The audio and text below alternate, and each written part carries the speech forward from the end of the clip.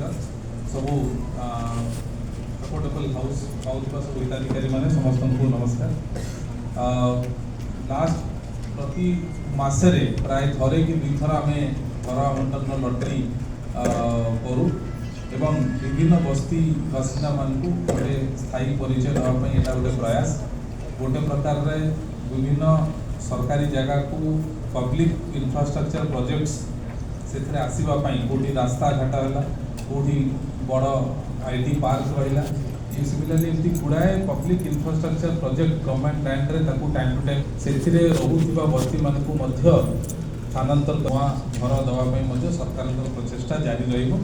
एबे मध्य आज आम प्राय 138-140 जन को हिताधिकारी मानकू घर आम प्रदान करूँ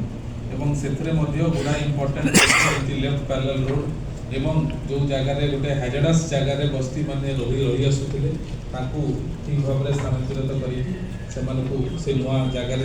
पहुँचापी यहाँ गोटे बीएमसी प्रयास एथिरे आपण समस्त को जोटा अच्छी निजर शेयर जोटा 1.5 लाख 1.5 लाख टंका आपण माने ताकू मध्य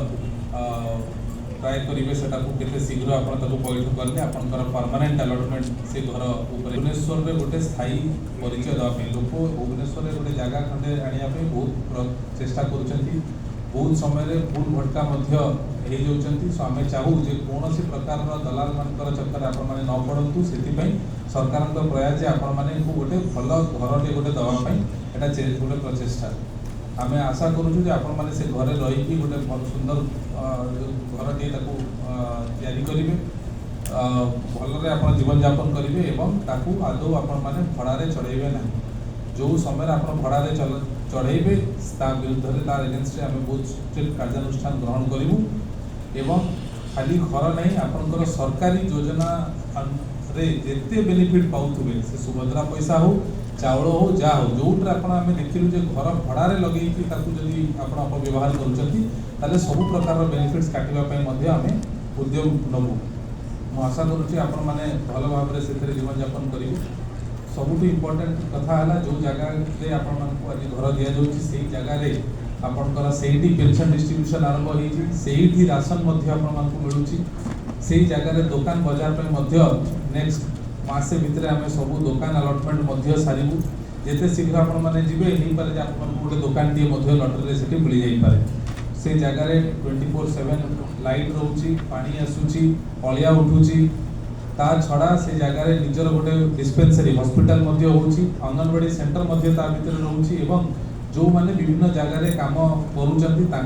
क्रूट तरफ आम बस टाइमिंग चेंज करके बुद्ध विहार कॉलोनी नीलमाधव कॉलोनी सब जगह बस टाइमिंग चेंज करूँ सो दैट आपण माने जो जो जगार काम करुले से जगार आपण माने फ्रीली एबे जीवा आशा करें। सो आम आशा करूँ आपण माने ए प्रोसेस रे पूरा हमको सहयोग करेंगे एवं जो जो घर जहाँ को अलॉटमेंट करा जाउची से जगह आप छाड़े एवं बीएमसी बीडीए ऑफिसर्स मान को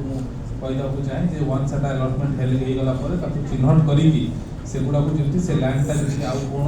पर्पस अलग पर्पस जमी आउे मिसयूज न हुए आपने इनश्योर करेंगे। मुझे पुणी थे मेयर मैडम को deputy mayor madam standing committee chairperson को बहुत बहुत धन्यवाद देवी जे एते शॉर्ट नोटिस रे काली आई थिंक मैडम आम राति 9टा-10टा बेले मैडम कहले मैडम आम एवं सो ना बर्षार ये से सब जगह उठेवाई कष्ट हम से जावाई नाराज हे बहुत मुश्किल हम से मैडम कहले नहीं ठीक अच्छे तुम राति 10टा मैडम कहले बहुत ठीक अच्छे कल सका रेडी कर और स्टैंडिंग कमिटी चेयरपर्सन को बहुत बहुत धन्यवाद जे आमर ये सब जो particular standing committee house allotment से बहुत इम्पोर्टेंट इनपुट्स रही सब सहयोग मिली बहुत बहुत धन्यवाद। नमस्कार।